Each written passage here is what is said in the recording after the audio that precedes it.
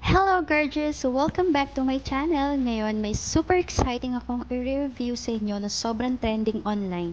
Ito ang O2O Glow Color Bounce Blush. Okay? Look at this luxurious packaging, diba? Pero ang pinaka-highlight nito guys, hindi lang siya basta blush. 3-in-1 na siya. Pwede mo siyang gamitin bilang eyeshadow, lipstick, at syempre blush on.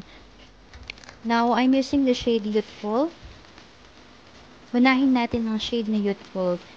Dahil ang fresh at parang bagong gising ang datingan mo sa kulay na to. Ito ay isang soft peachy pink shade. I use my finger to blend the product and it's really pigmented. Para siyang second skin finish na may healthy glow when I applied it on my cheek.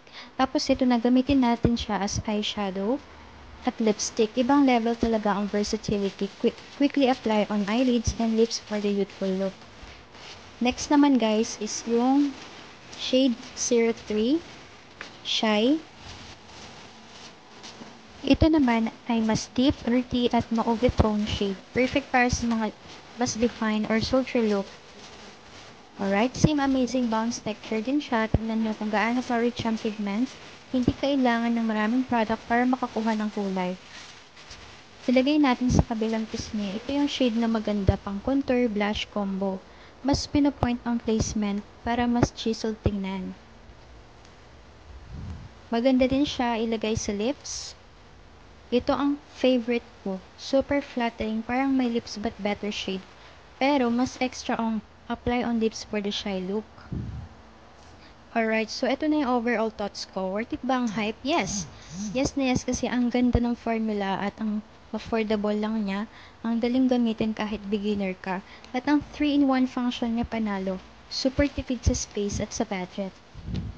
Kung naghahanap ka ng high quality, versatile at super pigmented na multi-use product, try mo na tong O2O Glow Color Bounce Blush. I believe marami pa silang available na shade. Kung naghahanap ka ng high quality, versatile, at super pigmented na multi-use product, try mo na itong O2O Glow Color Bounce Blush. Anong shade ang gusto mo? Youthful or shy? Comment down below. Huwag kalimutang mag-subscribe, like this video, at i-share sa friends mo. Bye for now. Stay beautiful and healthy. Have a great day.